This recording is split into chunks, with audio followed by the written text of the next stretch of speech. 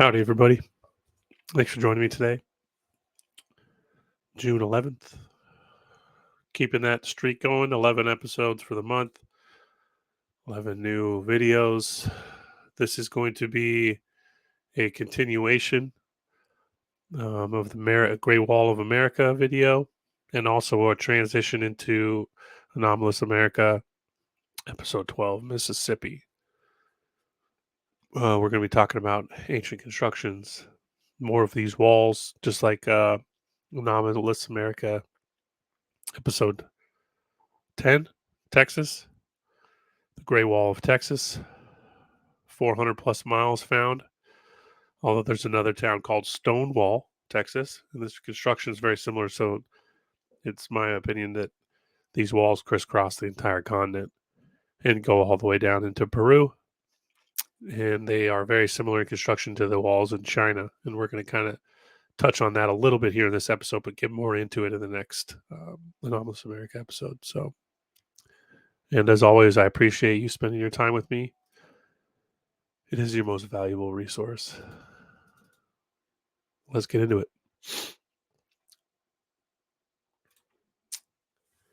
By Unknown Hands, 1901.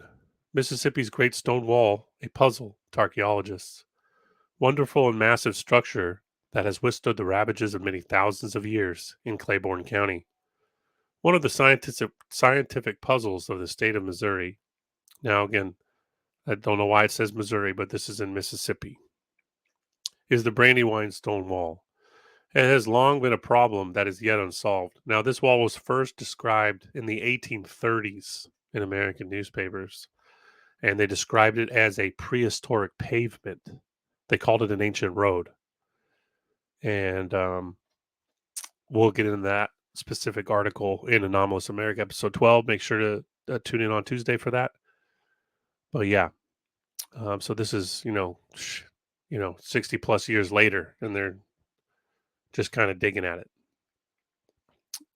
Some time ago, says the New Orleans Picayune, Thomas Watson of Halehurst sent Governor Longino a pencil drawing of an immense pile of stone in the southeastern portion of Claiborne County, suggesting that the stone might be utilized in building the new capital. Okay, keep that in mind because we've been quarrying these ancient structures since the 1800s. This is what we're doing. This is how we're building our Capitol buildings and some of these ancient stone buildings. I'm sorry, not ancient, but depending on how you look at it from the mud flood perspective, they could be. But a lot of these buildings, these quarries, are ancient structures. This is what they were doing in Colorado. And yeah, so they're dismantling this wall and using it as a quarry. In a letter which accompanied the drawing, Mr. Watson stated that these stones, piled high on each other, cover an area 4 miles square. Not small, but it's hundreds of miles long. 3 feet wide, 6 feet long, 2 feet thick, and are joined together with an excellent quality cement. No one knows how they came there. They may have been there for thousands of years. The builders, the Jackson News thinks, were some prehistoric race. It could not be otherwise.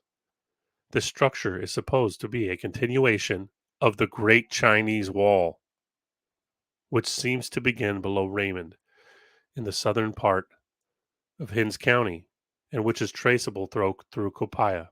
It is broad enough to accommodate 2 or 3 wagons abreast and is one of the wonders of the world.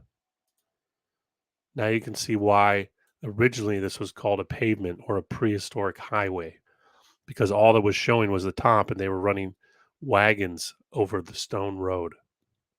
Mention of this remarkable exhibit, says Hazleton Courier, has excited no little comment. In fact, has been brought a letter to Mr. Watson from the warden of the United States Penitentiary at Leavenworth, Kansas, and also a letter to Dr. T.B. Birdsong from another distinguished source, it being known that the letter some years ago investigated the matter. Mr. Watson, however, says the Courier has given the subject more patient thought than anyone else, and to him the Courier is indebted for the following interesting facts. He calls it the Brandywine Stone Wall. Now, I've talked a lot about Tolkien and his overlays and his storylines and how they seem to corroborate, a previous age, monsters and dragons. And well, he has a river called the Brandywine River in his map of Middle Earth, which I've shown very much over the years, the correlations between the Middle Earth map and the map of North and North and South America. And the Brandywine River is not far away from the Great River, which is the ancient name of the Mississippi. And yeah, we'll show more overlays of that in the Anomalous America episode. So stay tuned for that. Really too many coincidences to be an accidental thing from Tolkien's perspective. And yeah, and says this wonderful and massive structure or parts of the structure of masonry done in stone, which has withstood the ravages of time for perhaps many thousands of years, still stands an enduring relic of a prehistoric civilization and a knowledge of the art of building not inferior in many respects to the present day.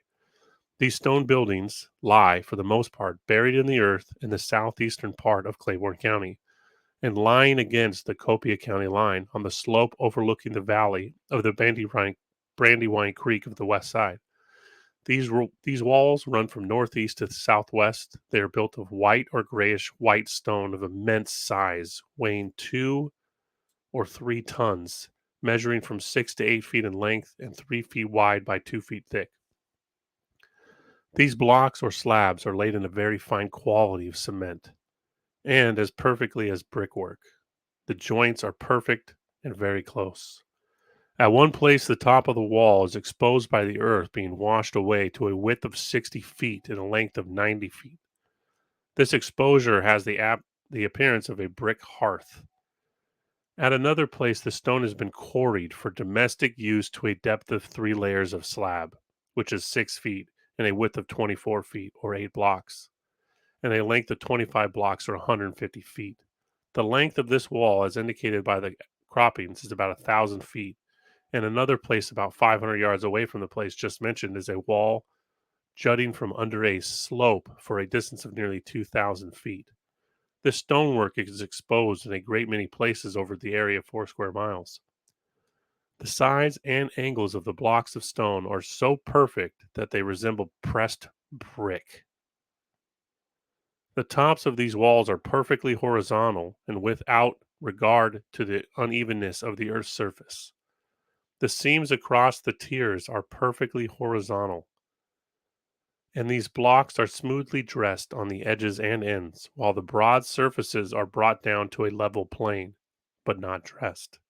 They are held so firmly together by the cement that it is with great difficulty they are broken up. A personal inspection of these great structures, as they lie partly buried in the earth, would relieve the minds of the most skeptical of all doubt of it not being the work of the hands of man. In all that is above mentioned in connection with numerous cavings in of the earth's surface, which represent the existence of underground caverns, abundant evidence is found to bear out the theory of the existence of a great buried city in that locality. The information above is given and vouched for by other parties who have visited the scene in recent years and bears out the theory advanced by Mr. Watson. Truly, there is work for the scientist here. Yeah, no doubt. Um, Incredible. Buried city, without a doubt, as we've been showing just about every episode here along this. And as they stated, a continuation of the Great Wall of China. Now, I posted this article many, many years ago, and I found this as I was looking for more historical records of it. And this is an article onlyinyourstate.com. The Mississippi shaped earthwork in Mississippi that still baffles archaeologists to this day. Ancient Mississippi and the Mississippi of today are two different places. For instance, ancient Mississippi was home to a structure known as the Great Wall of Mississippi. Many locals have heard of the historic wall, and that's because not much is known about it. In fact, its origins as well as its exact location remain a mystery to this day, making it one of the most fascinating of all the historical sites in Mississippi. So they're showing a picture of the Great Wall of China. Now, as we get farther up the Mississippi, we're going to keep finding great walls. It's not the only state. We've shown them now in Peru, Mexico, Texas, Arizona, New Mexico, and we're just keeping that going. The Great Wall of Mississippi isn't nearly as large as well known as the Asian counterpart. However, it's got an interesting backstory. Now, I'm going to read some more articles um, in the Anomalous America show where we show that they dug so deep they couldn't find the bottom of it, just like the Great Wall of Texas. Here's some images. It appears that the wall has been baffling the public for quite some time. In November 1900, the New York Times reran an article from the New York. That's exactly what I'm. So this person's basically quoting this article I published. I wonder if there's a connection there. Probably. Also known as the Brandywine Wall, the Great Wall of Mississippi was made of limestone and located somewhere in Claiborne County. Now this says Claiborne County is established on January 27th, 1802 by the First General Assembly. Claiborne County was the fourth county organized in the Mississippi Territory, carved from Jefferson County, the old Natchez District. The county was named for William C.C. Now, the craziest thing about the Natchez is they were explained as being one of the most advanced civilized Indian races in the Americas. I wonder where that comes from in the historical narrative. Claiborne, yeah, is named after that guy. And now how the wall came to be remains a mystery. Some believe it was built by Mother Nature, while others accredit its lost civilization that once resided near Brandywine Creek. Yeah, that's, again, as they summed up that last article, they had many, many, many people come and visit the wall, and they all said, "Nah, this is man-made." Obviously, the top is perfectly perpendicular, and you can fit 3 wagons abreast on it. Okay, and as we get into that article I discussed earlier from the 1830s, they call it an ancient highway. And not enough of the flooding had occurred to wash away the sides of the wall and expose it as a wall, not a road. However, it is likely the wall was located nearby since portions of the creek feature a rocky bottom. Yeah, there's a huge deposit of large rocks near the creek. Now, remember, the locals were using this as a quarry. They were stealing the rocks from this thing for who knows how long. Over the years, the residents have actually harvested the rocks, using them to create lawn decor. Hilarious. Lastly, the bed of rock is devoid of any soil. Now, remember, the edges of the wall were not dressed, but they were perfectly flat on top and bottom with an amazing cement. Okay, and they're incredibly difficult to pull apart. Edges, the ends of the wall were dressed. The top was dressed. The bottoms and tops of the stone were dressed, but the sides were not. So it was like a rough looking wall if you're looking at it from the side view, but on top and on bottom and on the ends, obviously shaped by man. There's no way this was a. Now you can see here. Check out this video. Learn how I'm going to show this.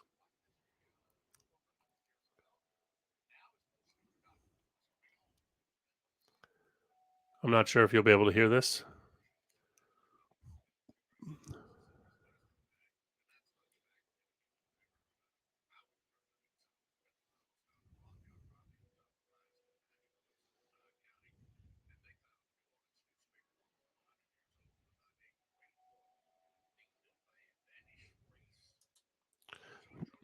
If you can't hear it, they're quoting that article I just read to you.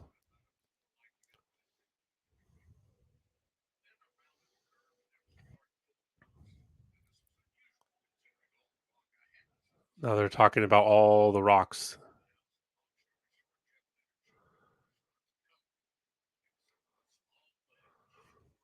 He's describing a small wall outside his house where he took the stones.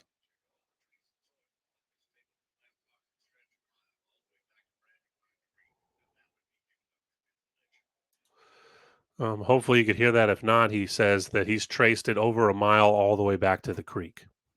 And like I'll show in some of the other articles, that this was they went down several feet, never found the bottom, and they called it a prehistoric highway in the 1830s. Really quick, we're going to hop over to. Geez, where'd it go? We're going to hop over to a post of mine.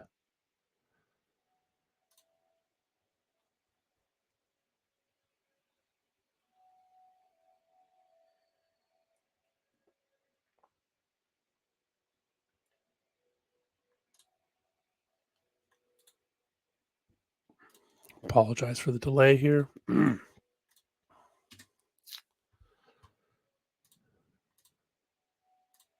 to shift screens really quick. And again, thank you for tuning in today. Appreciate all of you very much. Yeah, so that doesn't really get bigger, but the Great Wall of Mississippi, this is a map from the 1500s. We'll talk more about this in the Anomalous America episode. But here's North America. Here's Europe. You can see Tartaria is listed here, Scythians. Excuse me. Canada, where Canada would be, is listed desert. Here in the northwest of America is pygmies. Excuse me. Here in the American Southwest, California, Nevada, Arizona area is labeled Tangut. And then here in the Mississippi Valley area is called Cathay or Cathay. Now, this is incredibly important, okay? Thomas Columbus knew where he was going, and when he landed in Cuba, he said he was in Asia. And who are the Tangut? Tangut people? We're going to shift here a little bit. This just to give you a taste of what we're going to dive into here. I have 4 different examples of this article, 5 actually, and they all say a little bit different things about it. So we'll cover those.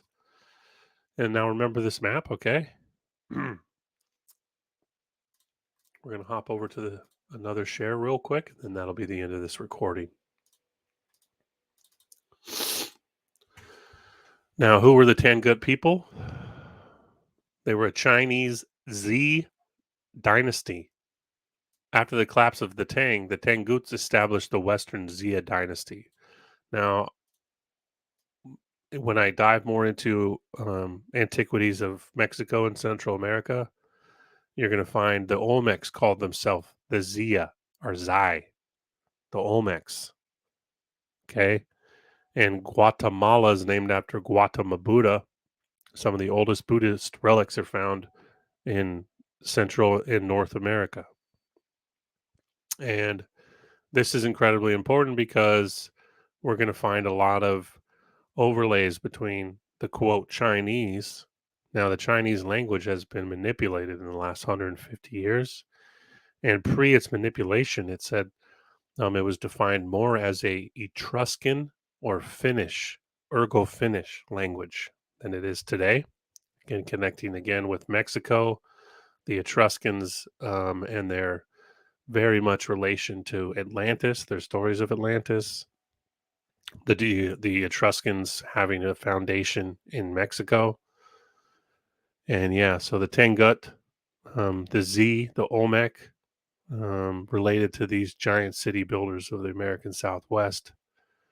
And they were destroyed by the Mongols. Now, when you look into these wars in early America history and how they were describing some of these northern tribes of, quote, Indians or Aborigines, they were described as Mongols.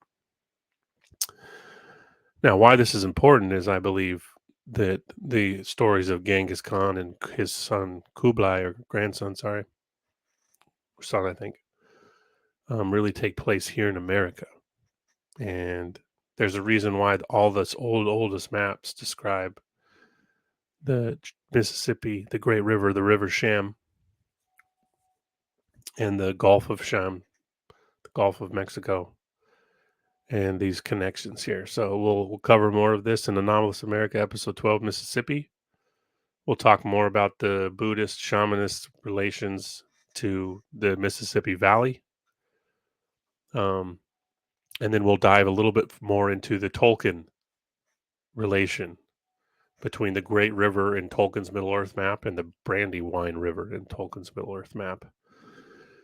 And as we move up the Mississippi and show more of what I've discovered in these papers, you'll see some incredible relations from dragons to giants to horned half human hybrids with wings to dwarfs to pygmies.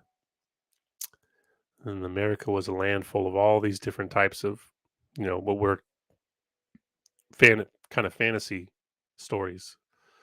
But I'm leaning towards that it was far from fantasy. Truth is stranger than fiction for sure. And, Tolkien was a lover of the Kalevala and a huge, huge supporter of Finnish myth. And we keep finding Finnish in the Chinese, in the Etruscan, right? In Hebrew, Block Hebrew, Phoenicians. Okay. We're going to keep bridging the gap with these subjects. But yeah, I wanted to start there. I think that's a good introduction.